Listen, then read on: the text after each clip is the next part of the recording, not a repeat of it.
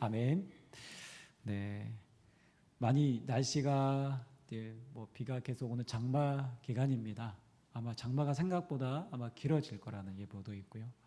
또 장마가 없을 때는 무더위 때문에 아마 힘들어질 수 있지만 건강 관리 잘 하시고 이 무더운 여름을 또 잘 함께 이겨내시기를 또 기도하겠습니다. 오늘 읽은 본문의 말씀을 가지고 우리가 주기도문 7번째 시간인데요. 영적 전쟁에서 승리하는 기도라는 제목으로 함께 말씀 나누겠습니다. 오늘 우리 내용 보시면 우리를 시험에 들게 하지 마시옵고 다만 악에서 구하시옵소서라고 이렇게 말씀이 되어 있습니다. 그래서 오늘은 시험에 관련된 말씀입니다. 여러분, 교회를 오래전부터 다녔던 분들 같은 경우는 아마 이런 얘기를 많이 들었을 것 같아요. 나 시험 들었어. 시험 들었다 라는 이런 표현. 이 시험에 들었다라는 이 말에는요, 여러 가지 의미가 포함되어 있습니다. 교회 안에서 누군가에게 말로서 혹은 이렇게 상처를 받았을 때, 그때 시험 들었다. 그래서 혹은 내가 신앙적으로 여러 가지 또 문제나 이런 것들이 해결되지 않을 때, 또 신앙의 회의감이 들 때 시험 들었다. 또 중요한 문제를 가지고 하나님께 간절히 기도했는데 하나님의 응답이 없다고 느껴질 때 우리는 하나님을 향해 시험 들었다. 이런 표현들을 하곤 합니다. 자, 성경에서 그러면 시험이라고 할 때는 두 가지로 우리가 살펴볼 수가 있는데요. 이 시험에는 이중적인 의미가 있기에 우리가 이 두 가지를 구분해서 사용해야 됩니다. 그래서 성경을 볼 때 우리가 오해하지 않을 수 있습니다. 영어로 살펴보면 그 의미가 확연해지는데요. 우리가 성경에는 시험이라고 되어 있지만 영어적인 표현에서는 좀 더 구분해 놨습니다. 테스트가 보통 우리가 이제 시험이라고 하죠. 테스트가 있고 시험의 종류에는 또 하나는 템테이션이라고 합니다. 템테이션. 우리가 소위 말하는 유혹이죠. 유혹. 이 시험과 유혹을 통틀어서 시험이라고 성경에는 이렇게 번역했기 때문에 우리가 조금 구분해야 될 필요가 있습니다. 자, 그렇다면 하나님이 우리를 시험한다라고 했을 때는 여러분 테스트일까요? 템테이션일까요? 네, 테스트입니다. 테스트. 대표적인 예가 성경에 보시면 창세기 21장의 아브라함을 하나님께서 부르시고 100세에 낳은 아들 이삭을 제물로 바쳐라라는 내용이 등장하죠. 네, 한번 보면 이렇게 되어 있어요. 우리 함께 읽겠습니다. 시작.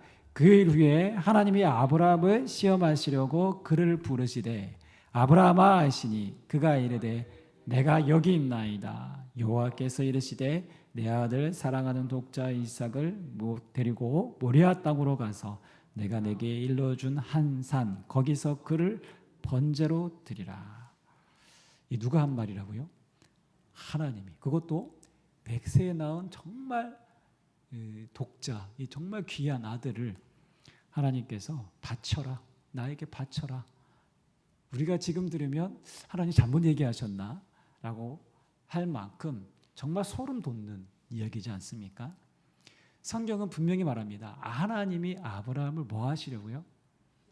시험하시려고. 테스트입니다. 당시에 가나안 땅에는요, 인신제사가 있었습니다. 가나안 땅에는 아주 어린 아이를 몰렉이라는 어떤 그런 신이나 또 다른 신에게 제물로 바치면 자기들이 어떤 화나 어떤 위험으로부터 보호받을 수 있다라고 생각해서 실제로 인신제사를 드린 기록들이 정말 많습니다. 그것이 하나의 문화였습니다. 그렇다면 하나님도 그 당시 그런 이방신과 똑같은 신이냐? 그렇지 않습니다. 하나님은 아브라함을 분명하게 시험하시려고, 하나님이 그 이삭을 죽이려고 제물로 받으시려고 하신 것이 아니라 아브라함을 시험하시기 위한 테스트였다는 것입니다. 왜 테스트를 했을까요? 여러분, 테스트라는 것은 그 사람의 실력을 검증하기 위해서 하는 것입니다. 여러분, 수능시험을 아이들이 이제 11월 달에 보잖아요. 수능시험을 왜 봅니까? 아이들 골탕 먹이려고, 아이들이 이 어려운 시험을 통해서 실패감을 주려고요? 아니죠. 그 학생의 실력을 검증해서 정말 이 대학에 들어갈 수 있는 수준이 되는지를 판가름하기 위해서이죠. 그래서 아이들이 요즘에는 중학교 1학기 때는 시험을 보지 않습니다. 근데 이제 1학년 2학기 때부터 시험을 보고 하는데, 요즘에는 시험이 그렇게 많지는 않지만 그래도 시험을 침으로써 그 아이들이 내가 공부를 해야 되겠다라는 도전도 되고 또 자기 실력을 봄으로써 자극이 되기도 하죠. 자, 하나님이 아브라함을 시험하기 위한 것은 100세에 낳은 귀한 아들을 이삭을 처참하게 죽여서 내가 그 피를 받겠다, 제사를 받으시겠다라기 위해 그런 하나님이 아니라 아브라함의 믿음이 어느 정도인지 가늠하고 테스트하기 위함이었습니다. 자, 그렇다면 질문해 볼 수 있죠. 하나님, 이 테스트가 없으면 하나님은 아브라함의 믿음의 정도를 잘 모르시나? 아니죠. 하나님은 이 테스트가 없어도 아브라함의 믿음을 하나님 아십니다. 그러나 하나님은 아브라함 스스로를 위해서, 그리고 오는 모든 세대를 위한 믿음의 표본으로서 보여주신 사건이 바로 이 사건이라고 할 수 있습니다. 자, 그럼 또 하나의 시험이 있습니다. 아까 테스트 말고 바로 또 하나가 바로 유혹, 템테이션이라고 했습니다. 자, 이 유혹의 주체는 누구일까요? 하나님 우리를 유혹할까요? 아니죠. 사탄입니다. 역대상 21장 1절에는 이렇게 되어 있습니다. 사탄이 일어나 이스라엘을 대적하고 다윗을 충동하여 이스라엘을 계수하게 하니라. 인구조사입니다. 누가 충동하게 했다고요? 사단이 다윗을 충동하게 했다고 되어 있습니다. 왜 이 일이 하나님 앞에서 악이었을까요? 우리의 군대가, 우리의 나라가 내가 이만큼 강한 나라로, 이 강한 군대로 이루었다라는 뭘까요? 내가 드러내고 싶은 마음, 자기를 드러내고 싶은 마음. 근데 하나님이, 인간의 교만은 하나님이 정말 싫어하시거든요. 다윗이라 할지라도. 그래서 이 일로 인해서 3일 동안 전염병이 돌아서 무려 7만 명이 죽습니다. 다윗이 사탄의 유혹에 넘어가 교만이라는 죄를 범한 결과 이 엄청난 일이 벌어졌습니다. 여러분, 마태복음 4장에서는 사탄이 예수님을 무려 3번이나 시험하시는 장면이 나옵니다. 이때도 사탄이 예수님을 유혹한 것이죠. 자, 그렇다면 오늘 본문에 나오는 오늘 이 시험은 무슨 의미일까요? 자, 오늘 본문에 시험이라고 사용된 원문의 단어가 이 페이라스모스라는 단어입니다. 헬라어에. 자, 이 단어는요, 검증을 위한 테스트로도 사용되기도 합니다. 그러나 대부분의 사용하는 용례는 바로 유혹, 유혹으로 사용되는 이중적 단어입니다. 사용의 빈도수가 테스트보다 유혹이 훨씬 많다라는 것입니다. 자, 그렇다면 오늘 본문의 의미를 우리가 좀 더 살펴보면, 확장해서 본문을 다시 읽으면 우리를 이 사탄의 유혹 시험에 들게 하지 마시옵고라고 볼 수 있겠죠. 네. 자, 제가 앞에서 말씀드린 시험에 들었다라는 표현을 했는데요. 이런 의미에서 볼 때 하나님은 우리를 유혹이라는 시험에 빠지게 하는 분이십니까? 그렇지 않죠. 네. 하나님은 우리를 테스트는 하시지만 우리를 유혹에 빠지게 하시는 분은 아니라는 것입니다. 야고보서 기자가 야고보서 1장 12절에서 14절에 잘 이 내용을 분명하게 기록했습니다. 제가 한번 쭉 세 번역을 읽어보겠습니다. 시험을 견뎌내는 사람은 복이 있습니다. 그 사람은 그의 참됨이 입증되어서 생명의 면류관을 받을 것이기 때문입니다. 그것은 하나님을 사랑하는 사람들에게 약속된 것입니다. 시험을 당할 때에 아무도 내가 하나님께 시험을 당하고 있다 하고 말하지 마십시오. 하나님께서는 악에게 시험을 받지도 않으시고 또 시험하지도 않으십니다.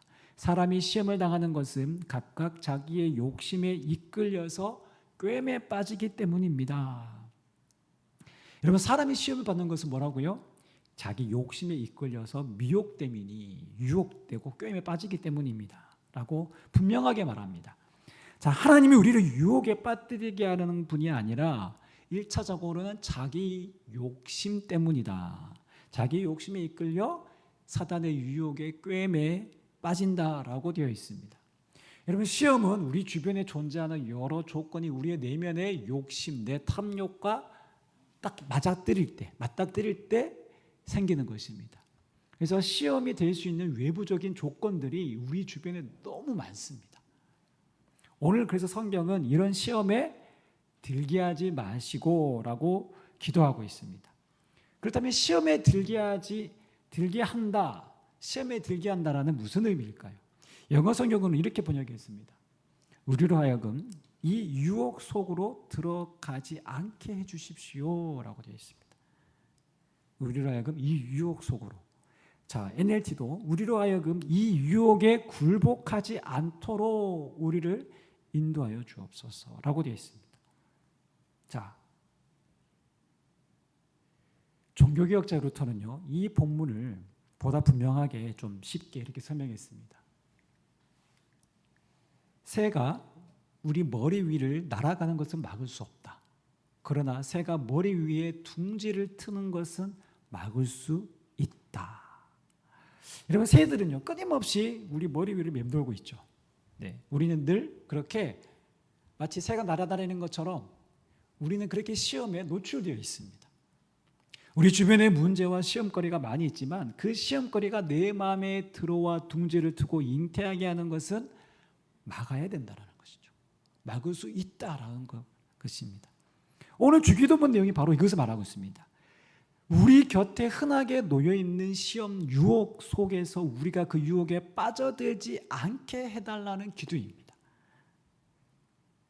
그 유혹 속으로 마치 유혹의 그 동굴 안에 갇혀있지 않게 해달라는 기도입니다. 여러분, 시험이 없는 사람이 있을까요? 없습니다. 사람마다 조금씩 다르지만 우리는 누구나 다 약한 부분이 있습니다. 취약한 부분이 있어서 우리가 그 부분에 있어서 넘어지기도 합니다.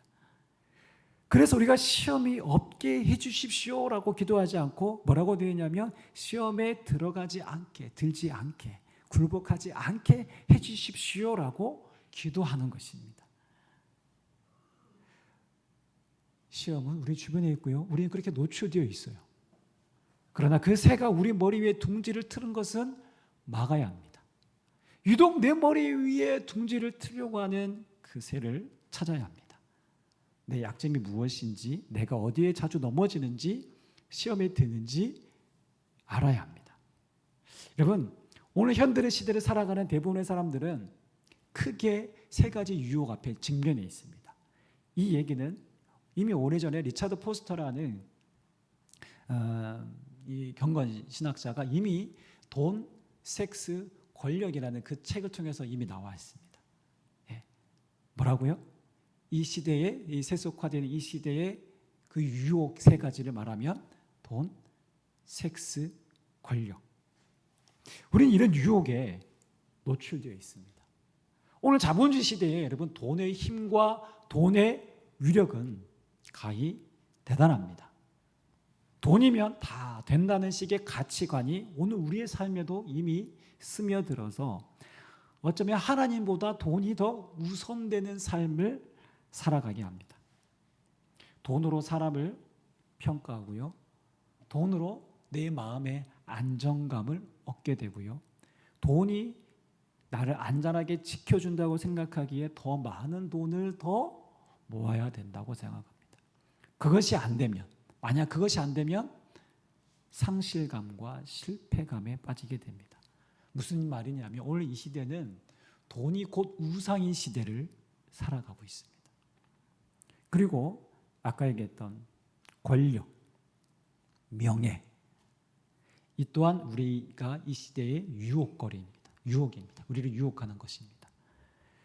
나는 명예와 권력에는 나는 별 관심이 없는데 내가 무슨 큰 회사를 운영하는 CEO도 아닌데 내가 무슨 권력욕이 있어 라고 생각할 수 있지만 여러분, 인간의 죄성은 그렇지 않습니다. 누군가의 우리 모두에게 명예욕과 권력욕이 다 있습니다. 명예는요, 사람들에게 인정받고 싶은 마음입니다. 권력은 다른 사람에게 내가 조종당하기 싫은 마음입니다. 그래서 권력은 내가 내 뜻대로 통제하고 싶은 마음, 이것과 연결되어 있는 것입니다. 여러분, 그래서 어느 곳이나 인간이 죄성이 작동하는 곳에는 바로 이 명예와 권력이라는 이 힘의 논리가 작동합니다. 내가 인정받고 싶고 다른 사람을 내가 원하는 방식으로 다루고 통제하고 싶은 거예요. 일례로 우리가 가정에서 보면 부부 사이에서도 여러분, 이 죄성이 작동하면 상대가 내 뜻과 요구에 반대하면 어떤 경우에서는 힘으로 누르지 않습니까? 말로 무시하기도 하고요. 그 사람의 상대방의 부모님까지도 거론합니다. 결국 깊은 상처만 남기고 때로는 아이들을 두고 헤어지기까지 하는 경우들도 보게 됩니다. 그리고 요즘에 우리가 아이들을 바라보게 되면 예전보다는 뭐 이런 제도적 장치가 잘 이루어져서 뭐 학교 폭력이라든가 뭐 왕따 이런 문제들이 많이 보완되었다고 하지만 그럼에도 불구하고 지금도 계속되고 있습니다. 아무리 좋은 제도가 마련되어 있어도 인간이 가지고 있는 이 죄성은 제할 수 없기 때문에 그렇습니다. 여러분 보면 이런 경우들이 있더라고요. 저도 아이들이 키우면서 학기 초에 아이들이 친구들을 사귀어요. 친한 친구들이 사귀면 그 친구들이 2명이 될 수 있고 3명이 될 수도 있고 많으면 5명, 6명 이렇게 무리가 생겨요. 그 아이들이 또래 집단이 생기잖아요. 무리가 생깁니다. 조금 친해졌어요. 그래서 5명 정도가 끈끈하게 야 우리는 진짜 끝까지 함께 가자. 우리 우정 변치 말자. 막 이렇게 아이들끼리 그렇게 얘기합니다. 그러면서 카톡방에서도 막 대화가 오고 가고요. 그런데 조금 시간이 지나면서 사귀어 보니까 생각보다 아이들이 거칠어요. 말도 함부로 하고. 그래서 나는 사실은 다른 친구가 사귀고 싶고 여기서 빠져나오고 싶어요. 그래서 다른 친구들이랑 친해지고 싶어서 그 무리에서 이탈하면 어떻게 되죠? 네, 배신자 프레임이 씌워집니다. 네, 그래서 카톡에서 그 아이가 나가게 되면 그 아이를 향한 온갖 비방과 험담하는 글로 그 아이를 공격합니다. 무슨 말일까요? 이게 바로 명예예요. 권력이에요. 친구조차도 내 뜻대로 조정하고 싶은 마음이 작동하는 거예요. 여러분 그래서 왕따 문제, 아이들이 학교 폭력 이런 문제들이요 다 이런 식으로 시작되는 거예요. 이것이 바로 권력입니다. 또 하나 뭐였죠? 마지막으로 이 시대의 유혹, 바로 쾌락이죠. 성입니다. 이런 쾌락 자체가, 성 자체가 나쁜 것입니까? 그렇지는 않습니다. 하나님 우리에게 성을 주신 이유가 있습니다. 누리라고 주신 거예요. 성은 맞습니다. 쾌락 자체가 나쁜 것은 아닙니다. 그러나 이 쾌락이 건강한 범위를 넘어서게 되면 쾌락은 인간이 제어가 되지 않습니다. 인간은 더 많은 쾌락을 요구하게 되고 이 더 많은 쾌락으로 인하여서 타락에 이르게 됩니다. 결국 자기와 주변의 이웃의 삶까지도 망가뜨리고 가정의 붕괴로 이어지는 것이 바로 이 성입니다. 저는 요즘 이 성범죄가 크게 늘어나게 되는 데 있어서 여러 이유들이 있다고 생각합니다.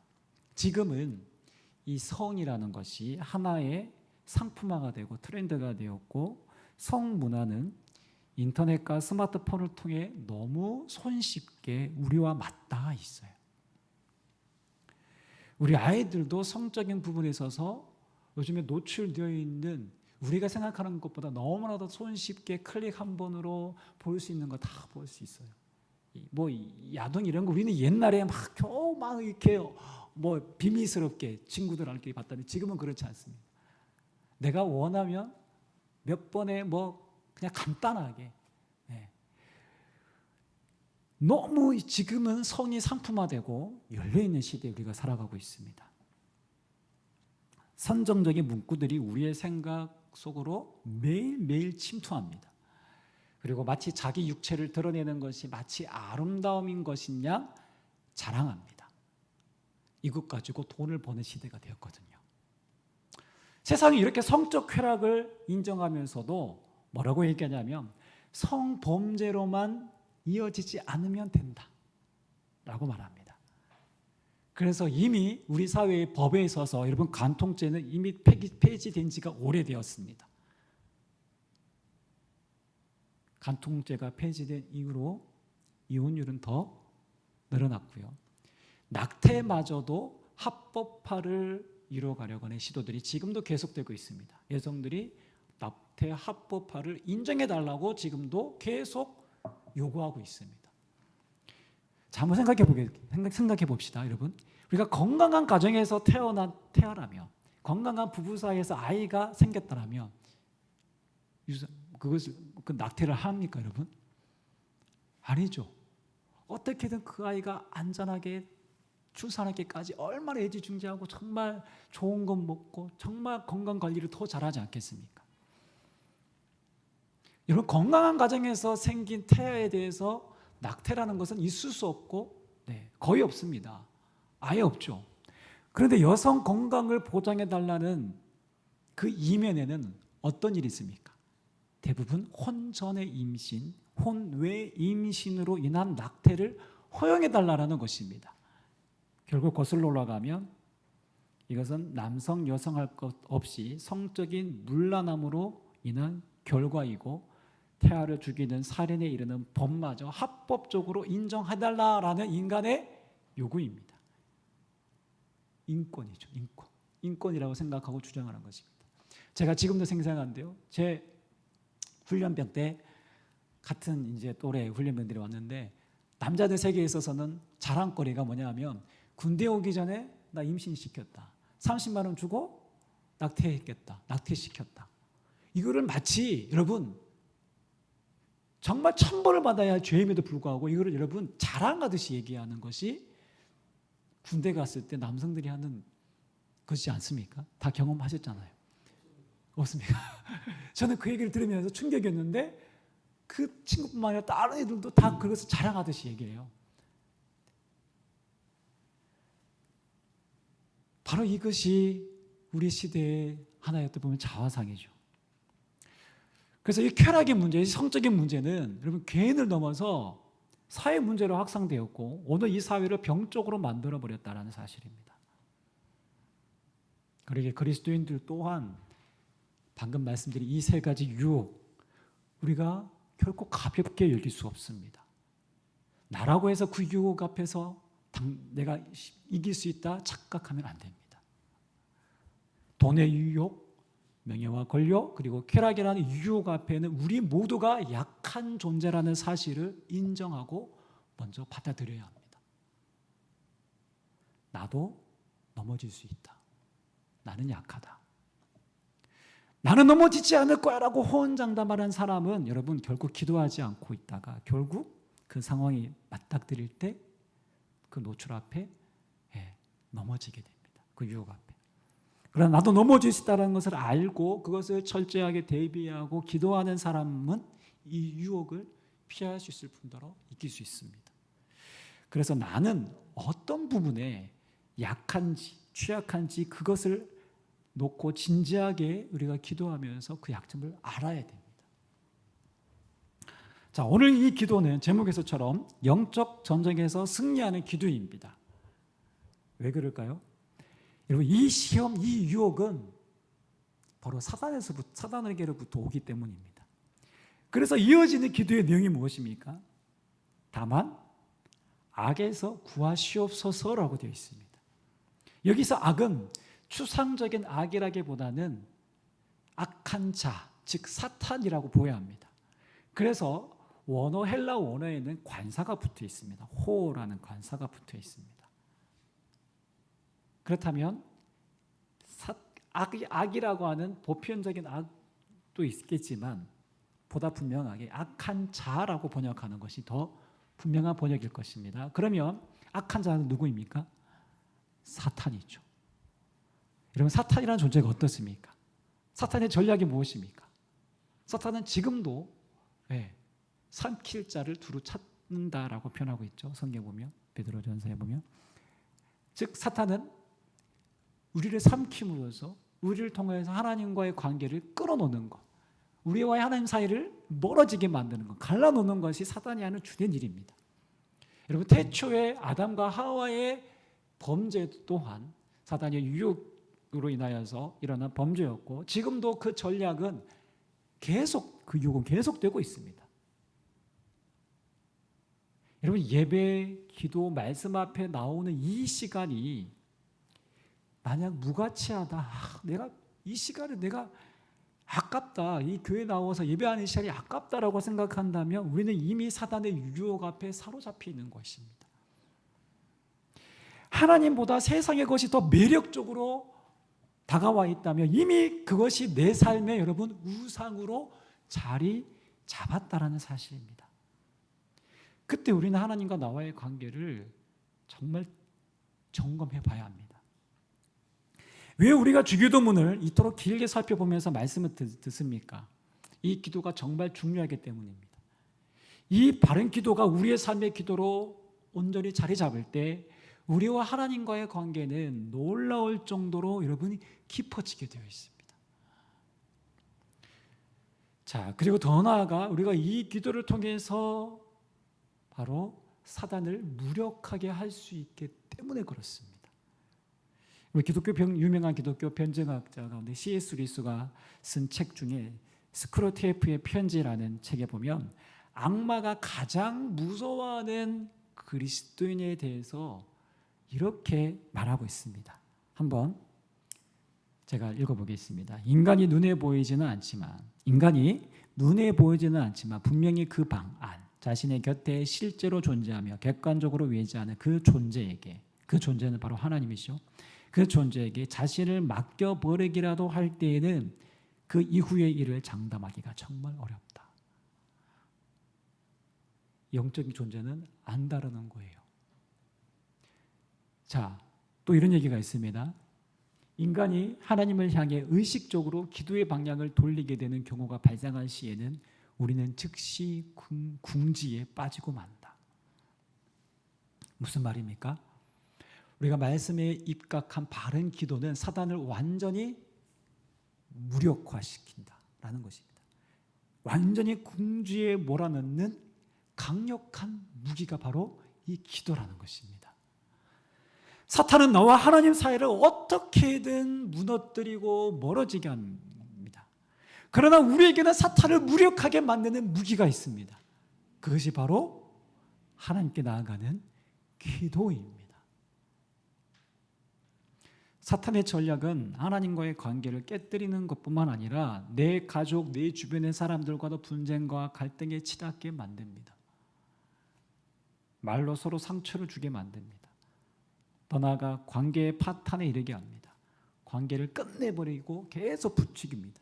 저는 여러분, 지금의 대한민국을 바라볼 때 그 어떤 때보다도 이 6.25 때보다도 더 분쟁과 갈등이 남북의 갈등보다 이 동서의 갈등이 더 커진 것 같아요.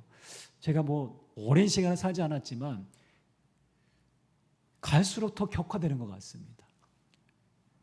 한국 교회가 믿는 자들이 기도해야 될 부분입니다. 왜 우리가 같은 이 남한에 살면서 서로에 대한 적대감을 가지고 이념과 철학이 달아나는 언제 어디서부터 이렇게 되었는지. 근데 보세요. 처음부터 그렇게 되지 않습니다. 누군가가 사상을 집어넣고 생각을 집어넣고 거짓된 정보를 집어넣고 그러면서 점점점 이런 갈등의 여파가 점점 커져가게 되고, 참 같은 가족 안에서도 정치 색깔이 다르면 적으로 보게 되고, 같은 친구 사이에서도 정치 색깔이 다르면 적으로 공격하게 되고, 저는 왜 우리나라가 이렇게 됐는지 모르겠습니다. 근데 저는 분명하게 얘기할 수 있는 한 가지는 사단의 전략에 우리가 놀아나고 있다라고 봅니다. 사단은 그렇게 관계를 깨뜨립니다. 사탄의 부추기는 유혹들이 지금도 계속되고 있다는 결과인 것이죠. 사탄은 특별히 아까 얘기했던 것처럼 우리의 약점을 계속 파고듭니다. 여러분, 우리가 권투나 격투기를 볼 때 잘하는 상대편 늘 우승하는 그 선수를 보면 특징이 있습니다. 상대가 예를 들어 뭔가 하체가 약하거나 허점이 있거나 아니면 옆구려가 약점이 있거나 아니면 어디 약점이 딱 있다 보면 그 약점을 주로 맹공격합니다. 그러면 어김없이 쓰러지게 돼 있거든요. 상대의 약점을 파고들어 결국 이기는 경우를 우리가 자주 보게 되죠. 사탄도 마찬가지예요. 사탄은 매우 교만합니다. 우리의 약점을 잘 알고 있습니다. 내가 어디에 약한지. 그래서 거기에 계속 맹공격을 퍼붓습니다. 자, 이때 우리가 어떻게 해야 될까요? 무방비 상태로 있어야 될까요? 그렇지 않습니다. 오늘 이 기도를, 이 주기도문의 기도를 기억해야 합니다. 주님, 악에서 우리를 건져주십시오. 주님, 사탄이 저 약함을 건드리기 시작합니다. 유혹합니다. 이 악한 공격으로부터 저를 건져주십시오. 구해주십시오. 시험에 들게 하지 마시고 다만 악에서 구하옵소서라는 기도. 여러분, 오늘 이 주기도문은 이 영적 전쟁에서 승리하는 비결을 우리에게 알려주고 있습니다. 그것은 바로 우리가 얼마나 하나님을 의존하고 있느냐라는 것을 분명하게 말씀하고 있습니다. 그래서 내 힘이 아닌 하나님의 도우심을 철저하게 붙들라, 의지하라는 기도입니다. 여러분, 싸움의 승패는 내게 달리는 것이 아니라 하나님에게 속해 있기 때문에 그렇습니다. 하나님의 도우심에 달려있음을 기억하기에 우리가 이 기도를 해야 되는 것입니다. 그래서 이 기도는요, 결코 소극적인 기도가 아닙니다. 우리의 대장 되신 예수 그리스도, 이미 승리하신 그분의 능력을 힘입어 하는 기도인 것입니다. 그래서 우리가 매 하루 시작할 때 우리가 무기력하게 그저 폐잔병처럼 그렇게 시작해서는 안 됩니다. 하나님, 이 유혹에서, 사단의 유혹에서 나를 지켜주시옵소서, 악한 자에게서 구해주시옵소서, 이 기도로 우리가 하루를 시작해야 합니다. 이렇게 기도하는 것은 마치 전쟁터에 나갈 때 무방비 상태로 나가는 것이 아니라 어떻게 해요? 총과 칼과 철모를 쓰고 갑옷을 입고 전쟁에 나가는 것처럼 우리가 승리를 위한 필수 아이템을 반드시 장착하고 준비하고 가는 것입니다. 하루 시작할 때 여러분, 기도로 시작하십시오. 하나님의 다스리심과 보호하심으로 구하는 그 기도를 시작하십시오. 오늘 이 시대 유혹이 참 많죠. 세상은 이 유혹 앞에 대안이 없고 이미 무너져 있습니다. 영적인 악한 세력들이 오늘 지금도 우리를 시시탐탐 노리고 있습니다. 그렇게 우리는 깨어 있어야 합니다. 새가 우리 머리 위를 날아다니는 것은 막을 수 없지만 새가 우리 머리 위에 둥지를 트는 것은 막을 수 있어야 합니다. 아멘. 그러기 위해서 여러분, 내 힘으로는 이길 수 있다라는 착각을 먼저 내려놓아야 합니다. 이 영적 전쟁은 나에게 속한 것이 아니요 하나님께 속한 것임을 온전히 우리가 신뢰하며 그분의 도우심으로만 이길 수 있음을 기억해야 합니다. 그렇게 매일 주님의 도우심을 구하며 진실한 기도로, 이 말씀에 입각함, 이 바른 기도로 나아갈 때 오늘 우리의 삶은 그 어떤 사단의 유혹 앞에서도 승리할 줄 믿습니다. 오늘 저와 여러분들의 삶이 그리스도인으로서 우리가 실패와 좌절의 늪에 빠져 있는 것이 아니라 오늘도 이 승리를 경험하는 오늘 저와 여러분들의 복된 삶 되시기를 주님 이름으로 축원합니다. 기도하겠습니다.